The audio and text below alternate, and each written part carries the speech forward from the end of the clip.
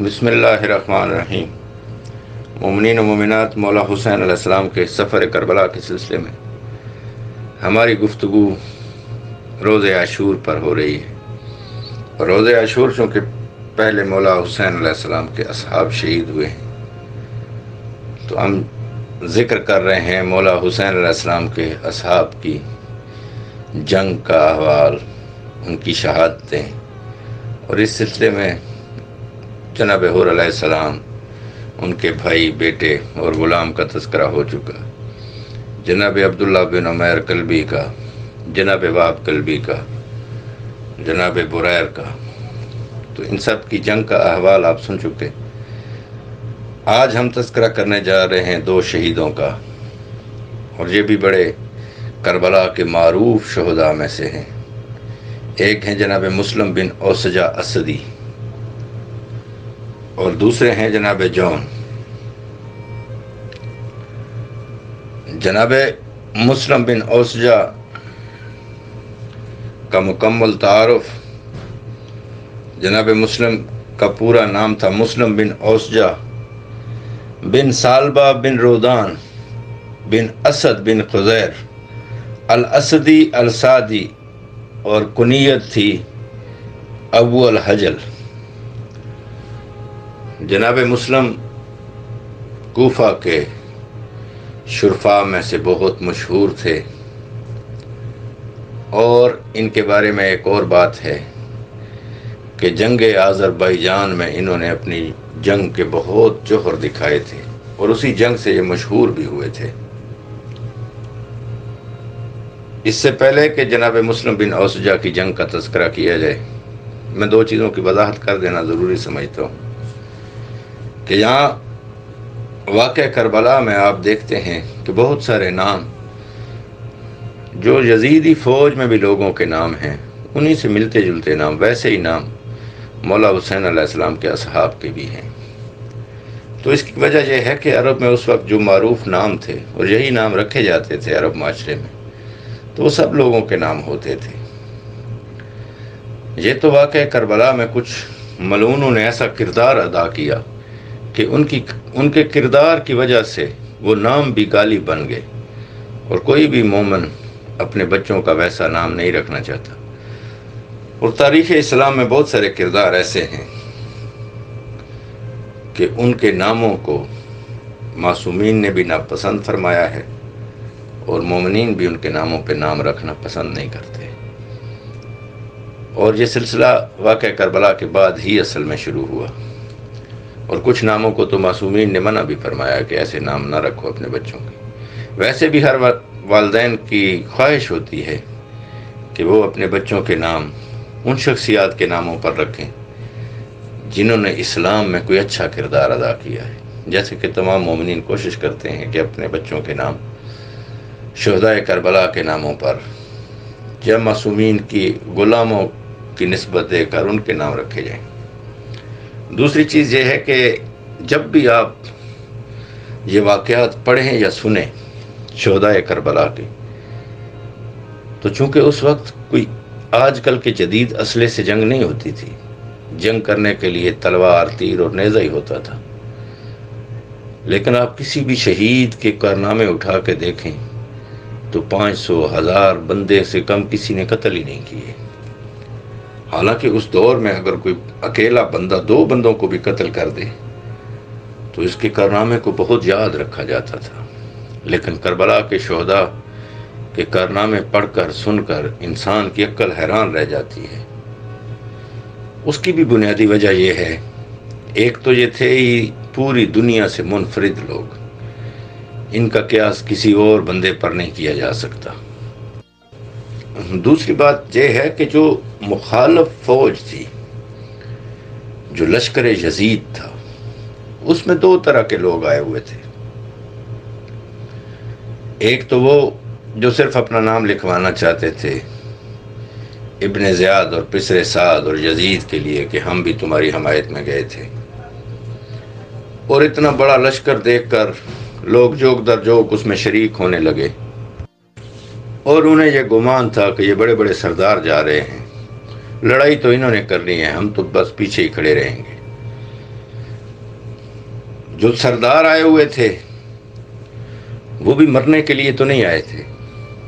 انہوں نے اگر یہ اتنی بڑی لعنت اپنے منہ پہ کالک مل لی تھی تو اس کی وجہ یہ تھی کہ دنیا کے لیے وہ سرداری چاہتے تھے، انعام و اکرام کے لالچ میں آ گئے تھے، تو وہ بھی مرنا نہیں چاہتے تھے.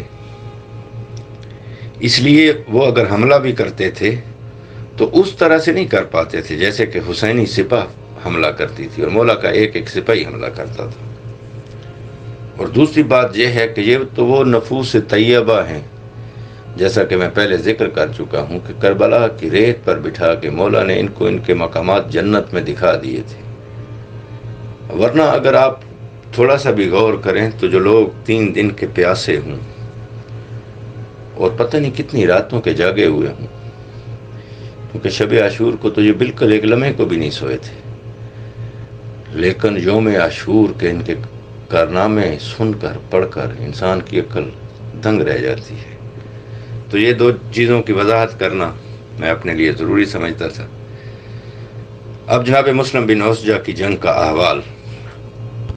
شیخ مفید نے ارشاد میں لکھا ہے کہ جب اصحاب حسین کی شجاعت اور دلیری اور جواں مردی سے لشکر ابن سعد کے بہت سے سپاہی قتل ہو گئے تو عرب کی جنگ کے مطابق، جیسا کہ یہ معاہدہ بھی کر چکے تھے امام حسین علیہ السلام کے ساتھ پہلے حملے کے بعد کہ ہم یک بارگی حملہ نہیں کریں گے، اگر آپ کی طرف سے ایک جوان آئے گا تو اس سے لڑنے کے لیے بھی ایک ہی جوان جائے گا. جب انہوں نے دیکھا کہ ان کا ایک جوان آتا ہے، ہمارے 500 یا 1000 بندے قتل ہو جاتے ہیں، تو اس معاہدہ کو توڑ دیا. اور اس معاہدہ کو توڑنے کے لیے عمرو بن حجاج زبیدی، یہ بہت بڑا حرام زادہ تھا، اس کا میں بار بار ذکر کرتا ہوں اور مجھے بہت شدید نفرت ہے اس سے، جیسے باقی ملعونوں سے ہے لیکن اس سے کچھ خاص ہے. اس حرام زادے نے آ کے کہا، او ایم کو نادانو، کیا تم جانتے ہو کن لوگوں سے جنگ کر رہے ہو؟ کب تک ان شیروں سے لڑتے رہو گے؟ یہ تو موت کو شہادت کی سعادت سمجھتے ہیں. اگر اسی طرح مبارزہ طلبی کا طریقہ جاری رہا تو یہ ہمارے سارے لشکر کو ختم کر دیں گے. لہذا اب کوئی بھی ان کی مبارزہ طلبی کے جواب میں میدان میں نہ جائے، بلکہ جنگ مغلوبہ، یعنی اگر ایک بندہ آئے تو سارے اس پر حملہ کر دو. عمر بن سعد کو عمرو بن حجاج کی یہ تجویز پسند آئی اور اس نے کہا، آفرین. عمر سعد سے داد و تحسین پانے کے بعد اپنے مشورے کی یہ لعین آیا فوج کے سامنے اور آ کر اپنی فوج سے کہا، میری بات سنو کہ اپنے امام یزید کی اطاعت پر ثابت قدم رہو اور جو اس سے پیچھے ہٹا وہ دین سے خارج ہو جائے گا. پس یہ حسین اور اس کے اصحاب نے یزید کی بیعت نہ کر کے یہ لوگ دین سے خارج ہو گئے، نعوذ باللہ. لہذا ان کا قتل کرنا واجب ہے، سستی نہ کرو اور ان کے قتل میں جلدی کرو. اس ملعون کے یہ الفاظ سننے کے بعد امام حسین علیہ السلام نے فرمایا، او پسرے حجاج، یہ کیا بکواس کر رہے ہو کہ ہم دین سے خارج ہیں اور تم لوگ دین پر ہو؟ اس کی یہ جرت اور اس کا یہ کلام سن کر جناب مسلم بن اوسجا سامنے آئے اور کہا، او پسرے حجاج، اے زانیہ ماں کے بیٹے، تو یہ کہتا ہے کہ تم لوگ دین پر ہو اور ہم دین سے خارج ہو گئے ہیں. واللہ دین تو مجسم ہمارے پاس موجود ہے. تم لوگ دین سے ہی جنگ کرتے ہو اور خود کو دیندار بھی کہتے ہو. جناب مسلم بن اوسجا کا یہ کلام سن کر یہ حرام زادہ غضبناک ہو گیا اور اس نے اپنی فوج کو حکم دیا کہ یک بارگی حسین کے خیموں پر حملہ کر دو. اگر تم لوگ پتھر بھی مارو تو یہ اتنے تھوڑے ہیں کہ ختم ہو جائیں گے. یہ دیکھ کر اصحاب حسین مولا حسین علیہ السلام کے خیام کے سامنے آ گئے. جناب مسلم بن اوسجا، جناب حبیب ابن مظاہر، جناب زہیر بن کین. اور اس کربلا کی جنگ میں پہلی دفعہ جب یہ سارے گھوڑوں پر سوار تھے، نیزے اور تلواریں ان کے ہاتھوں میں تھیں۔ تو اتنے بڑے لشکر کو آتا دیکھ کر جناب زہیر بن کین گھوڑے سے اتر آئے اور باقی اصحاب کو کہا کہ سارے گھوڑوں سے اتر آؤ، نیزے ہاتھوں میں لے لو۔ انہوں نے اس انداز سے نیزے لشکر یزید کے گھوڑوں کو مارے کہ تمام گھوڑے واپس پلٹنا شروع ہو گئے اور لشکر یزید میں کھلبلی مچ گئی۔ جب وہ فوج پلٹنے لگی تو جناب مسلم بن اوسجا نے امام سے اجازت طلب کی اور اکیلے نے جا کر اس لشکر کو پچھلی طرف سے جا کے حملہ کر دیا۔ خیام کی طرف سے تیر لگنے سے کچھ اصحاب امام شہید بھی ہوئے، جو باقی بچے ہوئے تھے دوسری طرف سے جناب مسلم ان کو آواز دے کے کہہ رہے تھے، میری جان تم پر قربان ہو جائے، ثابت قدمی سے ان حرام زادوں پر حملہ شدید کر دو۔ اس لشکر کفر نے جناب مسلم کا محاصرہ کر لیا، لیکن مسلم نے شجاعت کے ایسے جوہر دکھائے کہ دشمن حیران ہو گیا اور ان کے صبر استقامت پر تعجب کیا، کیونکہ جناب لشکر پر حملہ کرتے اور کبھی پیچھے ہٹ کر دشمنوں کے تیر و تلوار کے حملوں کو سینے پر لیتے۔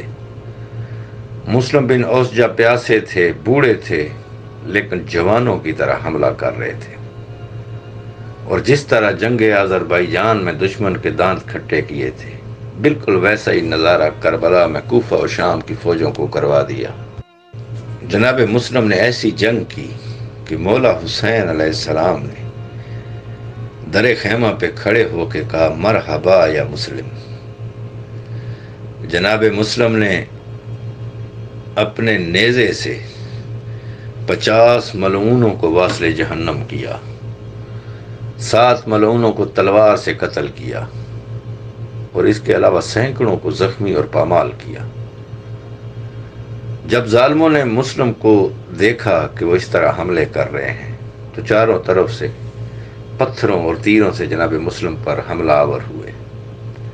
جناب مسلم پیاسے تھے، کئی راتوں کے جاگے ہوئے تھے، ضعیف بھی تھے۔ جب ان کو تیر اور پتھر لگے تو جناب مسلم زخمی ہو گئے اور ان کا جسم نڈھال ہونے لگا۔ جب ظالموں نے مسلم کو کمزور اور ناتواں دیکھا تو اطراف سے حملے اور تیز کر دیے۔ اس قدر تلواروں اور تیروں کے زخم لگائے کہ یہ بلند قامت اور سخت جاں مسلم گھوڑے کی زین پر برقرار نہ رہ سکے اور زمین پر آ گئے۔ جب جناب مسلم زمین پر گرے تو ان ملعونوں نے آ کے جناب مسلم کو تلواروں سے اتنے وار کیے کہ جب انہیں یقین ہو گیا کہ جناب مسلم شہید ہو گئے ہیں تو پھر چھوڑ دیا۔ جب امام حسین علیہ السلام کو اس کی اطلاع ملی کہ مسلم شہید ہو گئے ہیں تو مولا نے بے ساختہ گریہ کیا اور ٹوٹے ہوئے دل سے جناب حبیب ابن مظاہر سے کہا، حبیب، مسلم تمہارے بچپن کے دوست تھے، میرے ساتھ آؤ، دونوں مل کر مسلم کے پاس جاتے ہیں۔ مولا جناب مسلم کے پاس آئے۔ جب امام کی نظر مسلم بن اوسجا کے زخمی جسم پر پڑی اور ان کا چہرہ خاک آلود دیکھا تو مولا نے ان کا سر اپنی گود میں لیا اور فرمایا، وَمِنْهُمْ مَنْ قَضَى نَحْبَهُ وَمِنْهُمْ مِنْ يَنْتَظِرُ، یعنی مسلم مطمئن رہو، ہم تمہارے پیچھے آ رہے ہیں اور اکٹھے خدمت رسول میں جائیں گے۔ جب جناب مسلم نے امام حسین علیہ السلام کی آواز سنی تو آنکھیں کھول دیں، اور مولا حسین علیہ السلام کو دیکھ کر جناب مسلم بہت روئے۔ جناب حبیب آگے بڑھے، جناب مسلم کے پاس بیٹھ گئے اور کہا، بھائی مسلم، خدا کی قسم، میرے لیے آپ کو اس حالت میں دیکھنا بہت مشکل ہے، لیکن میں تمہیں جنت کی بشارت دیتا ہوں۔ اور پھر فرمایا، بھائی مسلم، اگر میں نے تیرے بعد زندہ رہنا ہوتا تو تجھے ضرور کہتا کہ مجھے وصیت کرو، کیونکہ تم بچپن کے میرے دوست ہو، مجھے تم سے زیادہ عزیز اور کوئی نہیں ہے۔ جناب مسلم نے کہا لیکن حبیب میرا دل ہے کہ میں تمہیں وصیت کروں۔ تو جناب حبیب نے کہا حکم کریں، کیا وصیت ہے؟ تو جناب مسلم نے جو وصیت کی یہ ہمیشہ مومنین کے دل تڑپاتی رہے گی۔ جناب مسلم نے کہا وصیتی علیک ان لا تدع ھذا الغریب وسار الی الحسین، میری یہی وصیت ہے کہ اس غریب کو اس صحرا میں اکیلے کبھی نہ چھوڑنا اور اپنا خون حسین کے نام پر قربان کرنا۔ حبیب نے کہا ورب الکعبہ، میں ایسا ہی کروں گا، تم مطمئن رہو، مجھے آج ہی کے دن کے لیے تو پیدا کیا گیا ہے۔ یہی باتیں ہو رہی تھیں کہ مولا حسین علیہ السلام کے زانوں پر جناب مسلم کی روح پرواز کر گئی۔ جناب مسلم بن اوسجہ کو 3 ملعونوں نے مل کر شہید کیا تھا۔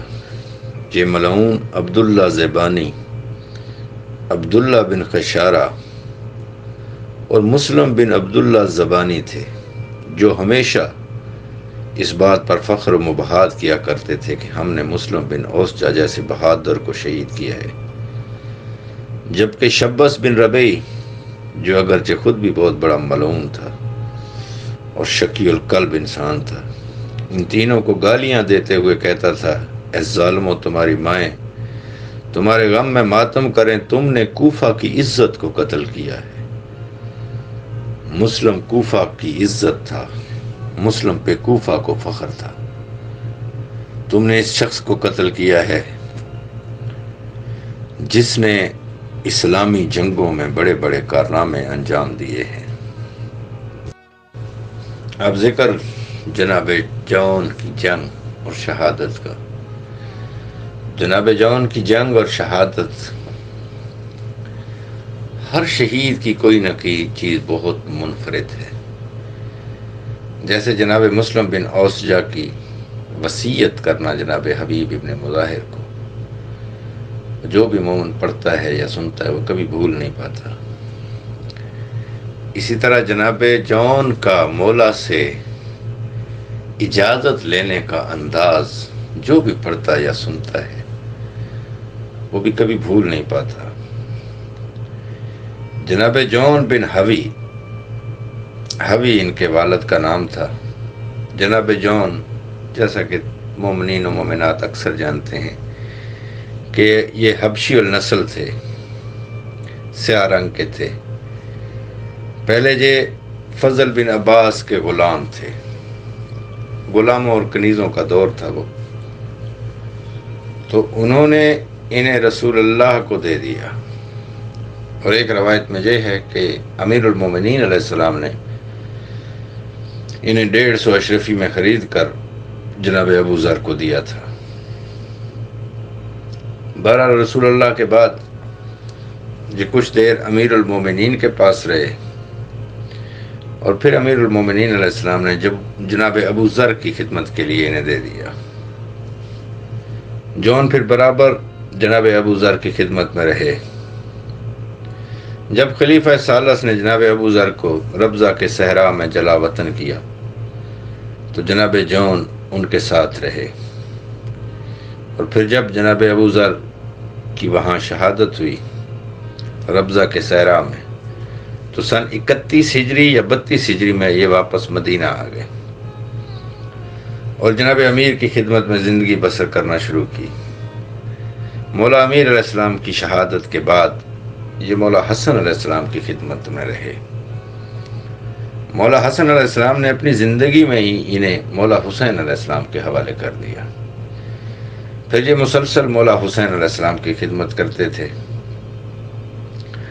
یہ رہتے مولا حسین علیہ السلام کے پاس تھے، لیکن مولا حسین علیہ السلام نے ان کی خاص ڈیوٹی لگائی تھی کہ تم میرے بیٹے علی ابن الحسین کی خدمت کیا کرو۔ تو یہ امام زین العابدین علیہ السلام کے خاص خدمتگاروں میں سے تھے۔ اور ان کے بارے میں یہ بھی ہے کہ تاریخ طبری والے نے اور تاریخ کامل میں ہے کہ یہ اسلحہ شناسی میں اور اسلحے کی اصلاح میں بہت مہارت رکھتے تھے۔ تلواریں تیز کرنا، نیزے تیز کرنا، یہ اس چیز میں بہت مہارت رکھتے تھے۔ جب مولا حسین علیہ السلام مدینہ سے عازم سفر مکہ اور مکہ سے پھر کربلا ہوئے تو جناب جون مولا کے ہمراہ تھے، اور شب عاشور کو مولا کا جو خاص خیمہ تھا جس میں جنگی سامان رکھا ہوا تھا، اس میں جناب جون یہ ڈیوٹی کرتے رہے کہ اصحاب حسین اور ہاشمی جوانوں کے اسلحے کی اصلاح کرتے رہے۔ پھر جب یوم عاشور آیا اور یہ موت کا بازار گرم ہوا تو جناب جون مسلسل اپنے خیمے میں بیٹھے، خیمے کے باہر یہ سارا نظارہ دیکھتے رہے۔ چونکہ غلام تھے، بہت زیادہ گفتگو بھی نہیں فرماتے تھے، تو جب انہوں نے دیکھا یہ سارا منظر تو یہ بڑے مضطرب اور ایک عجیب سی حالت کے ساتھ مولا حسین علیہ السلام کی خدمت میں پیش ہوئے۔ مولا حسین علیہ السلام نے جب جون کو اس طرح مضطرب دیکھا تو مولا حسین علیہ السلام نے فرمایا کہ جون، تم مجھے پریشان لگ رہے ہو،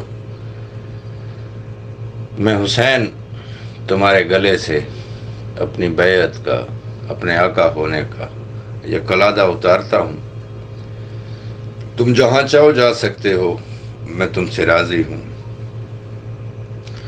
جب جناب جون نے یہ سنا تو رونا شروع کر دیا اور کہا کہ مولا ایسا کیسے ہو سکتا ہے کہ آسانی کے وقتوں میں آپ کے ساتھ رہوں اور آج اس مصیبت میں آپ کو چھوڑ کر میں چلا جاؤں؟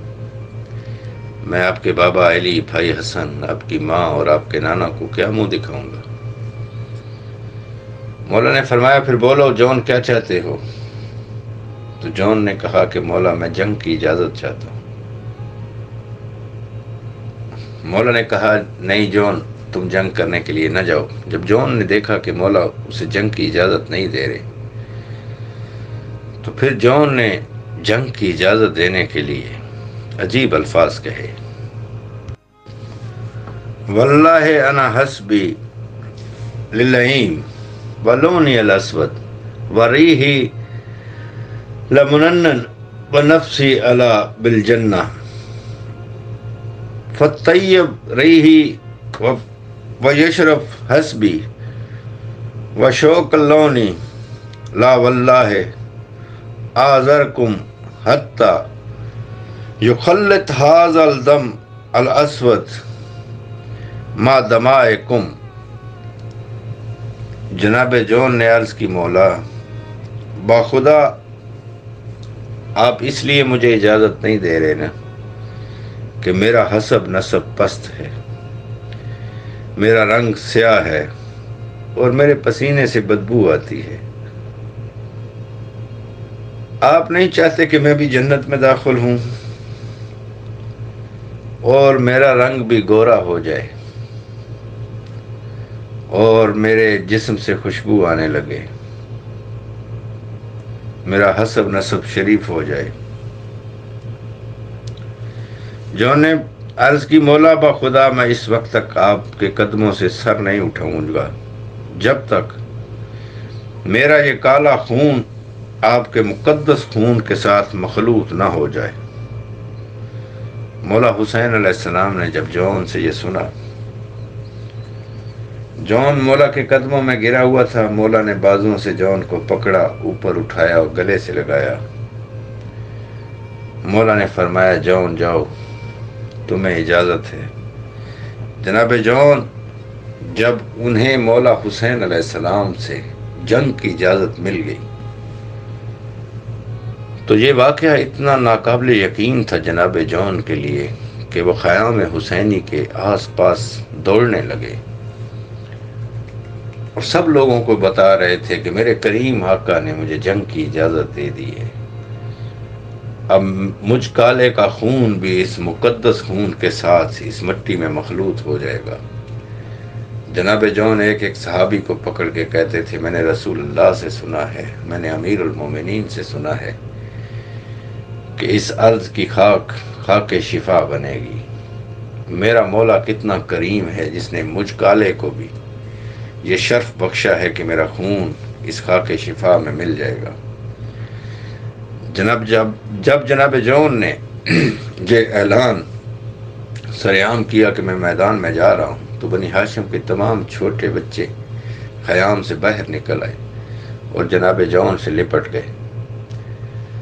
تمام بچے جناب جون سے بہت محبت کرتے تھے اور انہیں میدان میں جانے سے روک رہے تھے۔ جناب جون ایک ایک بچے کے قدموں پہ بوسہ دیتے اور کہتے کہ آپ سب بھی مجھے اجازت دو، میرے کریم آقا نے مجھے اجازت دے دی ہے۔ جناب جون اجازت ملنے کے بعد میدان میں آئے اور یہ رجز پڑھ کے ملعونوں پہ حملہ کیا۔ کیف تری الفجار ضرب الاسود بالمشرفی القاطع المہد احمہی الخیار من بنی محمد عذب عنہم باللسان والید،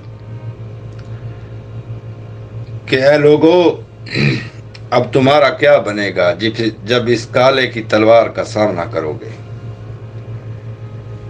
میں رسول اللہ اور ان کی آل کی حفاظت اپنی لسان سے اور اپنے ید سے، اپنے ہاتھوں سے کروں گا۔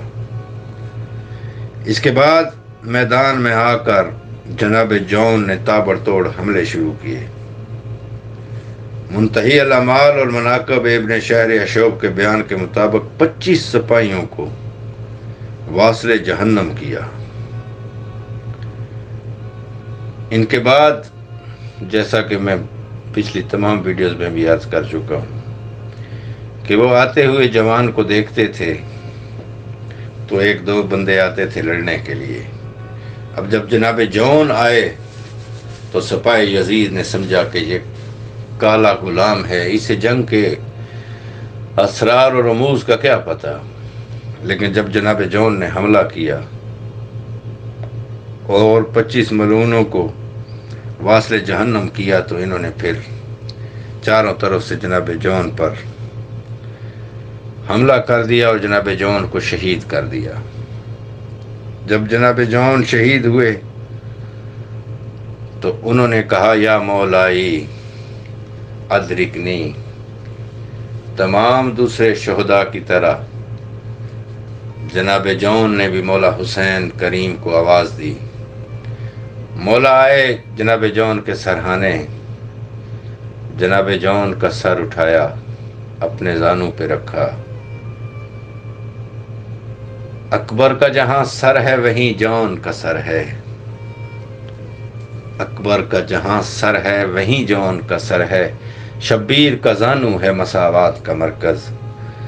جناب جون کا سر اپنی گود میں رکھ کے امام حسین علیہ السلام نے فرمایا اللہم بیض وجہ و طیب ریحہ و عاشر ما الابرار و عارف بینہ و بین محمد و آل محمد، بار الہ اس کے چہرہ کو روشن کر دے، اس کی بدبو کو خوشبو میں بدل دے، ابرار و اخشار کے ساتھ اس کو محشور فرما، اور سرکار محمد و آل محمد اور اس کے درمیان شناسائی فرما کر دوستی قرار دے۔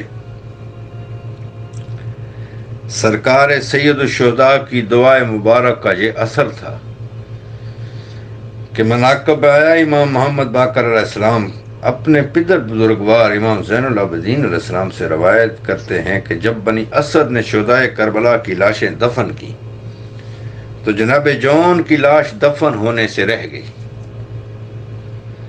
10 دن کے بعد بنی اسد کے لوگ آئے تو انہیں صرف جناب جون کی لاش سے اٹھتی ہوئی خوشبو کی وجہ سے پتہ چلا کہ یہاں کوئی لاش موجود ہے۔ امام فرماتے ہیں کہ مجھ کو عنبر کی خوشبو آ رہی تھی جناب جون کی لاش سے۔ ایسے نصیب ہیں جناب جون کے کہ چھٹے امام جناب جون کے بارے میں فرماتے ہیں فدا کا بے امی انتم، فدا کا بے ابی انتم و امی یا جون، کہ اے جون تم پر میرے ماں باپ نثار ہوں۔ انشاءاللہ اگلی ویڈیو میں باقی شہدائے کربلا کا تذکرہ ہوگا۔ مجھے اپنی دعاؤں میں یاد رکھیے گا۔ والسلام۔